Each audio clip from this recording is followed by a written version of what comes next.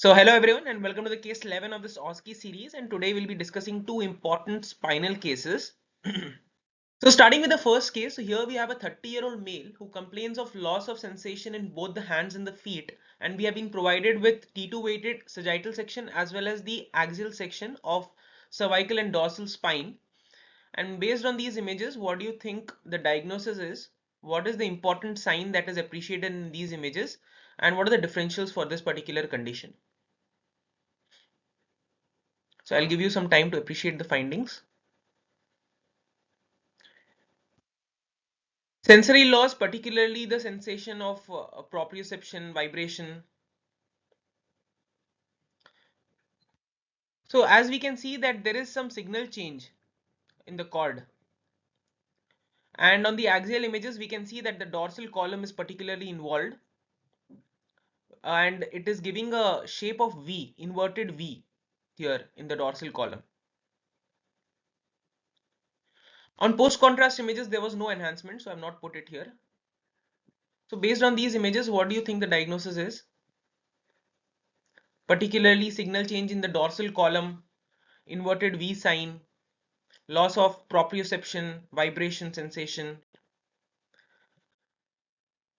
So it's a long segment, bilateral symmetric T2 hyperintense signal intensity affecting the dorsal columns of the cervicothoracic cord with an inverted V sign. So the diagnosis is actually subacute combined degeneration of the cord. So subacute combined degeneration of the cord typically results from severe deficiency of vitamin B12, and an important sign that has been described in this case is inverted V sign on the axial MRI sections, which we saw in this case. So here what happens is there is bilateral high T2 signal within the posterior funiculus resembling the letter V, inverted V. So why does this happen?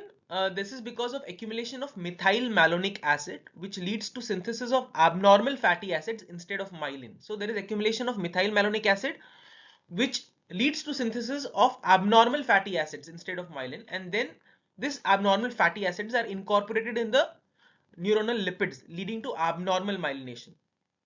And this process has predilection for dorsal columns, and hence the posterior funiculus of the cord is particularly involved. So another name for subacute combined degeneration of the cord is funicular myelinosis. So coming to the important differentials for this condition, it includes other nutritional or metabolic deficiencies or toxicities like copper deficiency, vitamin E deficiency, and methotrexate induced myelopathy.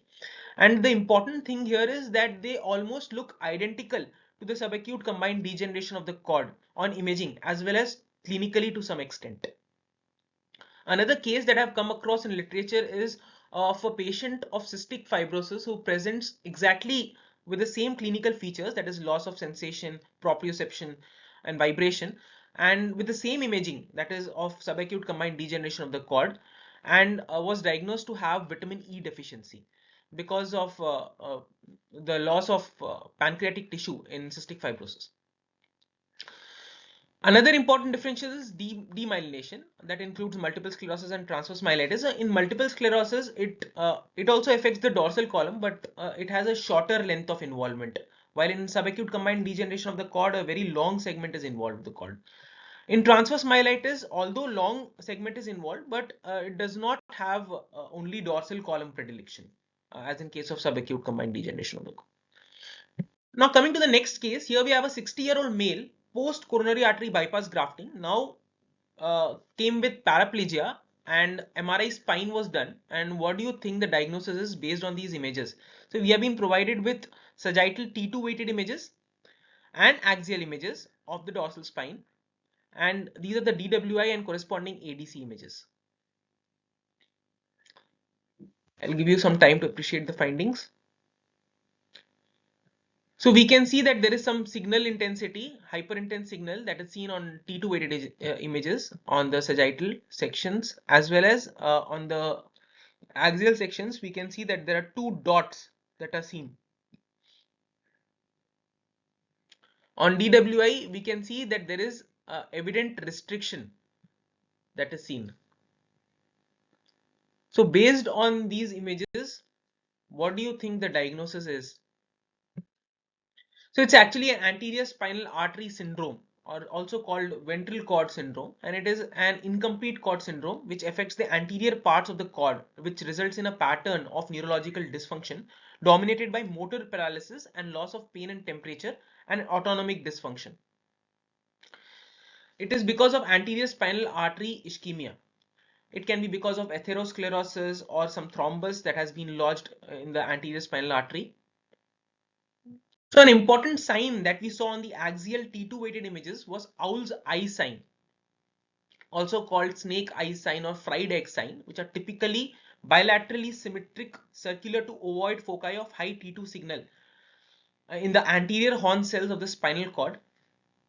And on the sagittal images, we can see that pencil-like vertical linear high T2 signal extending over a number of segments.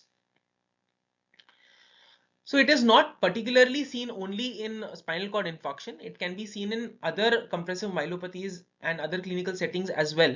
And it typically results from an increased metabolic activity and reduced collateral supply of the anterior horns of the spinal cord. So this is the typical owl's eye sign. These are the owl's eyes, and here the anterior horns are typically showing that increased signal on T2 weighted images axial section. And this is the anterior spinal artery supplying the anterior two-thirds of the cord. So it is typically seen in this ventral cord syndrome, this owl's eye sign. So two important signs that we saw today was inverted V sign and owl's eye sign in the cord.